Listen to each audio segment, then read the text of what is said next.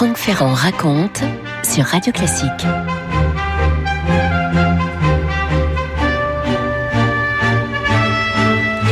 Dimanche 13 juillet 1930, nous sommes à Montevideo, donc en Uruguay. Montevideo a été fondée par les Espagnols environ 2 siècles plus tôt et la ville, depuis 1828, est la capitale de ce petit État du sud-ouest de l'Amérique latine, bordé par l'océan Atlantique avec pour voisins le Brésil et l'Argentine. À cette période de l'année, on est dans l'hémisphère sud, on est en juillet, donc c'est la saison hivernale. Il tombe d'ailleurs quelques flocons de neige sur Montevideo. En début d'après-midi, dans 2 des stades de la ville, l'Estadio Pocitos et l'Estadio Gran Parque Central, l'ambiance est festive, même si les spectateurs sont un peu frigorifiés, il faut bien le dire.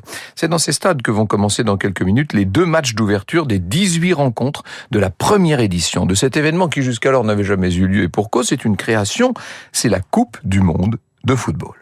Alors au Grand Parc Central, si je puis dire, qui peut accueillir 20 000 spectateurs, les États-Unis reçoivent la Belgique et pendant ce temps, donc à quelques kilomètres de là, au Pocitos, une petite enceinte qui elle ne fait que 5 000 places. 2 équipes sortent du tunnel sous les acclamations de plus de 4 000 spectateurs, l'équipe du Mexique et l'équipe de France. Devant les photographes et les officiels, les joueurs français sourient. Ils ont quand même l'air un peu crispés, comme leur capitaine d'ailleurs, Alexandre Villaplane, qui se dirige vers le rond central et qui échange un bouquet de fleurs avec le capitaine mexicain. Et puis, les Français retirent leur pull blanc, frappés d'un coq. Ils étaient quand même en pull tellement il fait froid, vous voyez un peu l'ambiance. Les voilà qui se placent sur le terrain et à 15h précises, l'arbitre donne le coup d'envoi. L'arbitre, c'est un Uruguayen, je dis ça pour ceux qui seraient vraiment très passionnés de ce genre de curiosité sportive.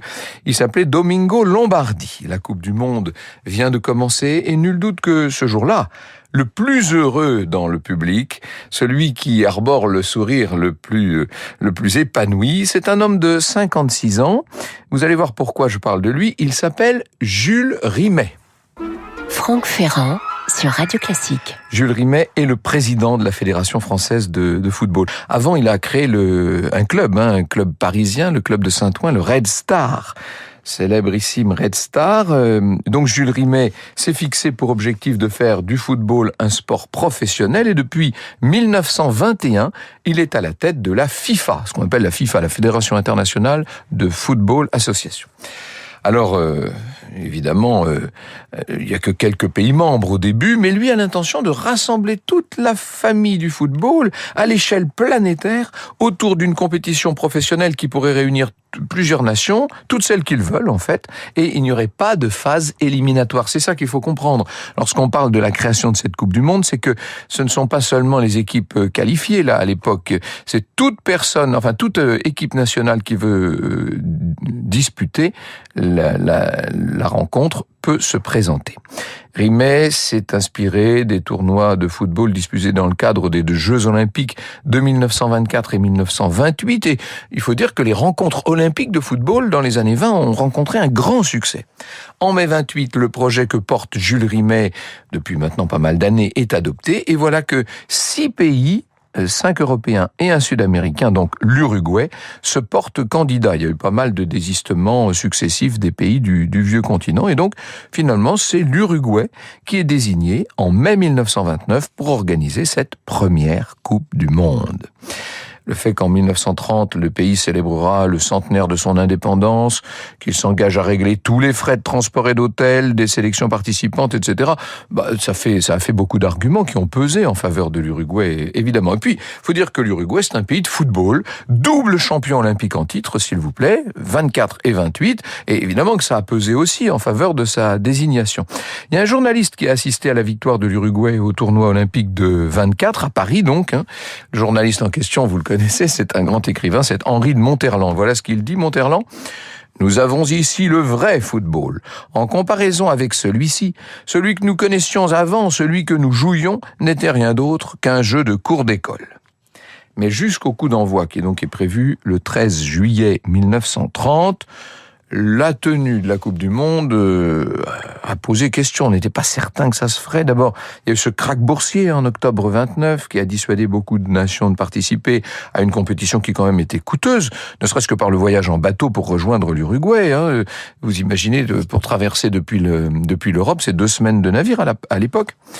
Et pour cette raison, 2 mois avant le dépôt officiel de la liste des participants, il n'y a aucun pays européen qui ne s'était encore inscrit. Il a fallu que Jules Rimet en personne aille convaincre un certain nombre de sélections de participer à ce qu'il avait lui-même créé. Finalement, 13 pays vont participer, ça fait pas beaucoup, 13 pays participent à cette première Coupe du Monde, 9 qui viennent du continent américain, États-Unis, Mexique, Argentine, Bolivie, Brésil, Chili, Paraguay, Pérou, et puis bien sûr le pays hôte, l'Uruguay, et uniquement 4 pays européens. Alors ça pourrait faire l'objet d'une belle question. Quels pays européens ont participé à la première Coupe du Monde de football? La France et la Belgique, ça je pense que beaucoup de gens le savent, mais aussi la Roumanie et la Yougoslavie. L'équipe roumaine d'ailleurs est partie d'Italie sur le Conte Verde, paquebot, le Conte Verde, et elle a été rejointe à Villefranche-sur-Mer le 21 juin 1930 par Jules Rimet, sa fille, et l'équipe de France, 16 joueurs si vous comptez les remplaçants, un entraîneur, Raoul Caudron, et puis tout le staff, les soigneurs, les masseurs, etc. 5 représentants du Racing Club de Paris en font l'équipe la mieux représentée au sein de la sélection française. Moyenne d'âge 23 ans, pas beaucoup d'expérience internationale. Certains des joueurs, pour tout vous dire, ne sont même pas des professionnels. Ils exercent un emploi dans la vie civile, si je puis dire. Alors le lendemain, 22 juin, à Barcelone, la sélection belge, à son tour, est montée à bord du Conte Verde, et après plusieurs escales et l'embarquement de l'équipe brésilienne, le paquebot est arrivé à Montevideo le 4 juillet, c'est-à-dire 9 jours seulement avant le début du tournoi. Il y avait beaucoup de monde sur le quai pour accueillir tous ces joueurs qui arrivaient en grande partie d'Europe et pour certains du Brésil, 10 000 Uruguayens. Les Yougoslaves de leur côté ont fait le voyage à bord d'un bateau à vapeur un peu plus long, et ils arrivent quelques jours après, au moment du tirage au sort des 4 poules en lice, une avec 4 équipes et les autres avec 3. La France va jouer contre l'Argentine, le Mexique, le Chili. Dans le groupe 2, vous avez Brésil, Yougoslavie, Bolivie. Le groupe 3, Uruguay, Roumanie, Pérou. Et puis enfin, États-Unis, Belgique et Paraguay. Bref, tout a l'air prêt. Enfin, ou presque, parce que quand même, à 5 jours du début de la Coupe du Monde, le stade Centenario, qui avait été construit spécialement pour le tournoi, qui pouvait accueillir jusqu'à 90 000 spectateurs, le stade a été déclaré impraticable en raison des pluies qui ont retardé la fin des travaux. Bref, l'Uruguay va donc, qui devait inaugurer ce grand stade, en match d'ouverture bien sûr, l'Uruguay va devoir attendre quelques jours, et les rencontres États-Unis-Belgique et France-Mexique vont pouvoir ouvrir le bal dans les autres stades le 13 juillet 1930. Vous écoutez Radio Classique. Un autre de mes collaborateurs, Christophe Dard, aime bien le football. C'est lui qui a concocté l'émission de ce matin. Il nous raconte la toute première rencontre, donc France-Mexique. On est le 13 juillet 1930. À la 19e minute, dit-il, le joueur français Lucien Laurent, sur une belle reprise de volée, ouvre le score pour la plus grande joie notamment de Jules Rimet et de sa fille qui sont toujours là présents en tribune. Le joueur du FC Sochaux, également ouvrier chez Peugeot, devient le premier buteur de toute l'histoire de la Coupe du Monde. Plus tard, le fameux Lucien Laurent, il dira « Quand j'ai marqué ce but, j'ai eu une joie simple, celle d'un buteur normal avec ses coéquipiers. On a dû tout juste s'embrasser ou se taper dans la main avant de reprendre le jeu. Sur le coup, je ne me suis même pas posé la question de savoir si c'était le premier but mondial. Je n'ai pas réalisé. » Avant la demi-heure de jeu, le gardien de but français va se blesser et à l'époque, il n'est pas possible d'effectuer des remplacements des remplacements en cours de match comme ça. Donc un joueur de champ va prendre la place du gardien de but, ce qui n'empêche pas l'équipe de France de battre l'équipe du Mexique. Ils étaient que 10 les Français sur le terrain à ce moment-là. Et ils ont battu le Mexique 4-1. Et 2 jours plus tard, les joueurs de Caudron, l'entraîneur, vont affronter le favori du groupe qui est l'Argentine. L'Argentine qui a préparé cette épreuve mondiale en toute décontraction. Le joueur argentin Varallo dira plus tard, « C'était le joueur le plus expérimenté qui composait le 11 de départ. Le jour de mon premier match contre la France, j'ai demandé au capitaine Ferreira le style de jeu à adopter. Il m'a dit, oh, joue comme tu sais le faire, hein, fais ce que tu veux. » Notre coach nous rabâchait juste, surtout ne mangez pas de sandwich au salami avant les matchs. Vous voyez un petit peu l'ambiance générale. Ah oui, c'était une autre époque, qu'est-ce que vous voulez. La France tient tête à cette équipe d'Argentine, mais à 9 minutes de la fin, quand même, les Bleus, on peut déjà les appeler comme ça, c'est bien la couleur de leur maillot, sont menés 1-0. Alors, ils vont jeter toute leur force dans leur bataille, ils reviennent au score, et il reste du temps lorsque l'arbitre de la rencontre décide de siffler la fin. À 4 minutes de la fin du match, les joueurs français et les spectateurs sont furieux, certains envahissent le terrain, bref, il va falloir que la police uruguayenne intervienne, vous imaginez. Finalement, alors que les joueurs des deux équipes ont rejoint leur vestiaire, l'arbitre revient sur sa décision, il fait jouer la fin de la rencontre, mais là, qu'est-ce que vous voulez, tout le monde est démobilisé, ça ne changera pas le score, 1-0 contre l'équipe de France. Le 19 juillet, la France doit impérativement gagner son 3e match contre le Chili, sinon elle va se faire éliminer. C'est le seul moyen de se qualifier pour la demi-finale. Le but chilien intervient à la 67e minute et là, il anéantit les espoirs de l'équipe de France qui donc est éliminée de cette première Coupe du Monde, mais qui a bien joué néanmoins.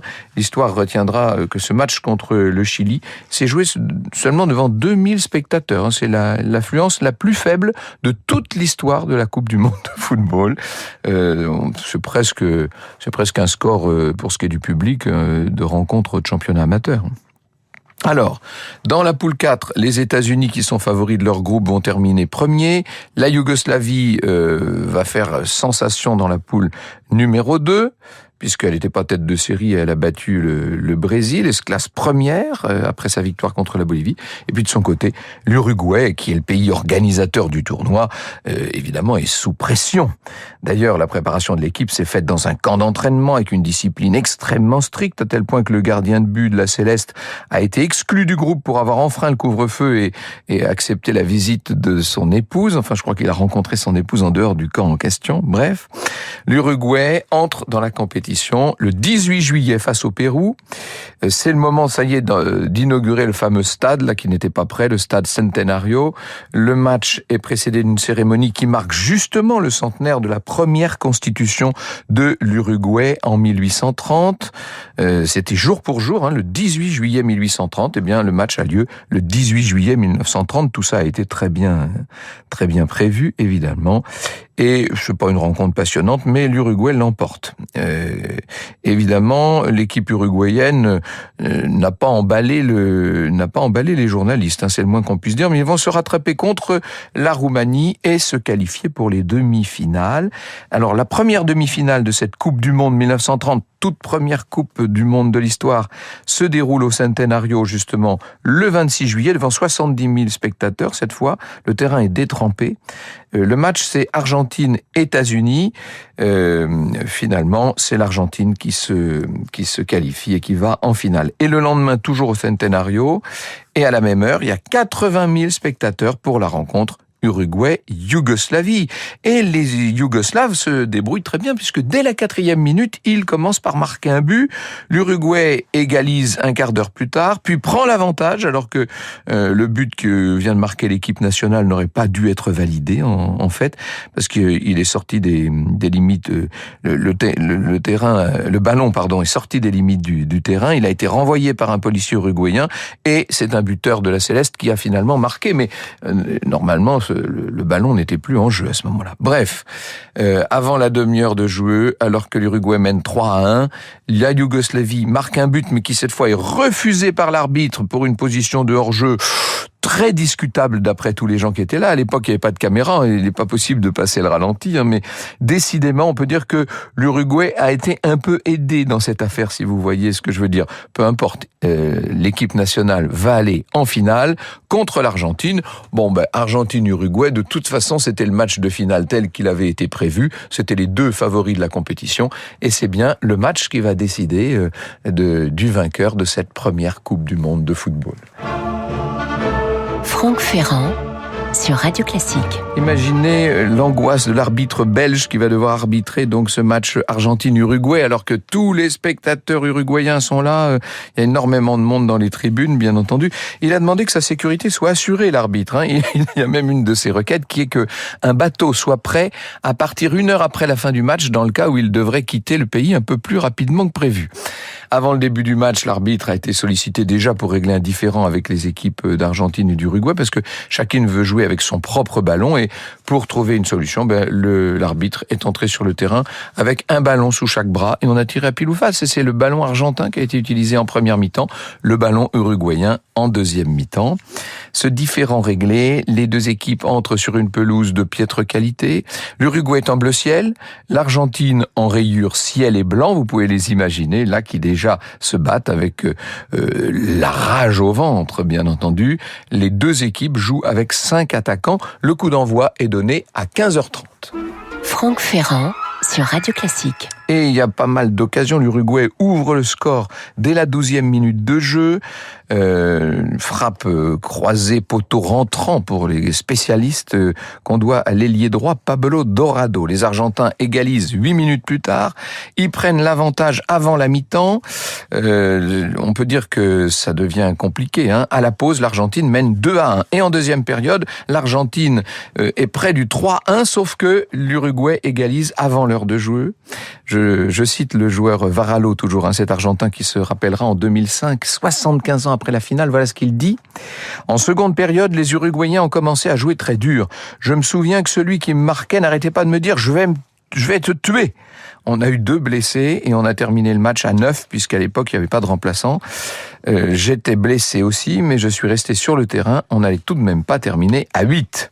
À la 68e minute, c'est la délivrance pour tous les supporters uruguayens qui sont là. C'est Iriarte qui tire un véritable boulet de canon dans le but des Argentins, qui court après le score, qui tire sur la balle à la 90e minute et finalement l'Uruguay se mettra définitivement à l'abri grâce à un dernier but, un but de tête d'Héctor Castro. Il ne reste là que quelques secondes. L'arbitre a déjà le sifflet à la bouche. Les supporters de l'Uruguay exultent. Leur équipe vient de battre l'Argentine 4-2. Maigre consolation pour l'Argentine, le buteur Stabile va terminer meilleur buteur de la compétition. Enfin, il n'empêche que ceux qui ont gagné, ce sont les Uruguayens. Et le lendemain, 31 juillet, est proclamée fête nationale. C'est extraordinaire ce qui se passe dans les rues de Montevideo, bien entendu.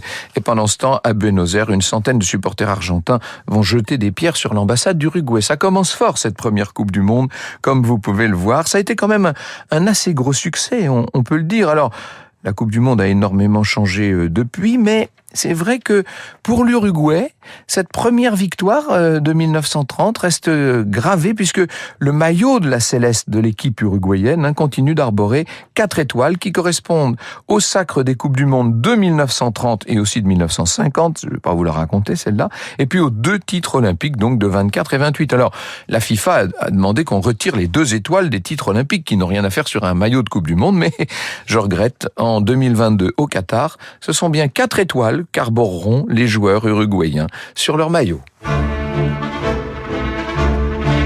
Vous écoutez Radio Classique.